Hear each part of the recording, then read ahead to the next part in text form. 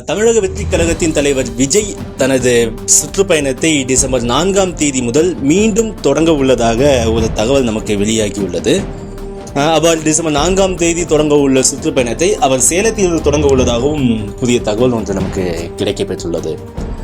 கரூரில் கடந்த செப்டம்பர் மாதம் 27ஆம் தேதி நடிகர் விஜய் மேற்கொண்ட சுற்றுப்பயணத்தின் போது 41 பேர், அதாவது தாவேகா தொண்டர்கள், பொதுமக்கள், குழந்தைகள் என 41 பேர் கூட்ட நெரிசலில் சிக்கி உயிரிழந்த சம்பவம் நாடு முழுவதும் பெரும் சோகத்தையும் சலசலப்பை ஏற்படுத்தியது.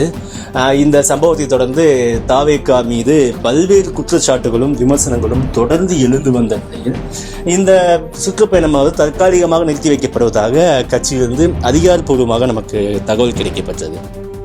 இதன் பிறகு உயிரிழந்தவர்களின் குடும்பத்தினர் நேரில் வரவழைத்து நடிகர் விஜய் ஆறுதல் கூறிய நிலையில் அவர்களுக்கு நிதி உதவியையும் வழங்கியதை நாம் செய்தியில் பார்த்தோம். அதன் தொடர்ச்சியாக தாவேகா சார்பில் மாநில அளவிலான செயற்குழு கூட்டம், பொதுக்குழு கூட்டம் என அடுத்தடுத்த கூட்டங்கள் நடத்தப்பட்டு சுற்றுப்பயணம் குறித்தான அடுத்த கட்ட நடவடிக்கை குறித்து ஆலோசனை மேற்கொள்ளப்பட்டது. அதன் தொடர்ச்சியாகத்தான் டிசம்பர் 4ஆம் தேதி நடிகர் விஜய் தனது சுற்றுப்பயணத்தை மீண்டும் தொடங்க உள்ளதாகவும், இதற்காக சேலம் மாநகர காவல் ஆணையர் அலுவலகத்தில் தாவேகா சார்பில் பாதுகாப்பு வழங்க கோரி கடிதமும் அளிக்கப்பட்டதை நாம் செய்திகளில் பார்த்து வருகிறோம்.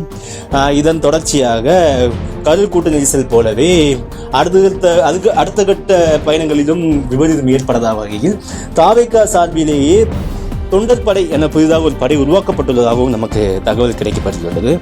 அதாவது ஓய்வு பெற்ற காவல் அதிகாரிகள், இராணுவ அதிகாரிகளை கொண்டு இந்த தொண்டர் படை உருவாக்கப்பட்டுள்ளதாகவும், மக்களை ஒருங்கிணைக்கும் முயற்சியில் இந்த தொண்டர் படையினர் செயலாற்றுவார் எனவும் தெரிவிக்கப்பட்டுள்ளது.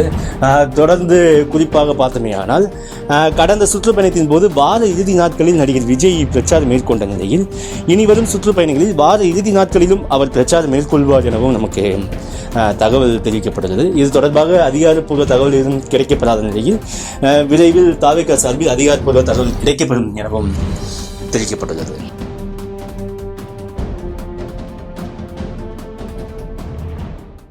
செய்திகளை உடனுக்குடன் தெரிந்து கொள்ள கீழ்கண்ட கேபிள் மற்றும் டிடிஎச் நெட்வொர்க்குகளில் எம்நாடு செய்தி தொலைக்காட்சியை காணுங்கள்.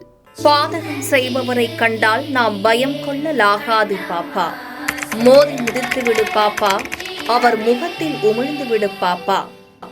அண்மை செய்திகளை உடனுக்குடன் தெரிந்து கொள்ள இணைந்திருங்கள் எம்நாடு தொலைக்காட்சியுடன்.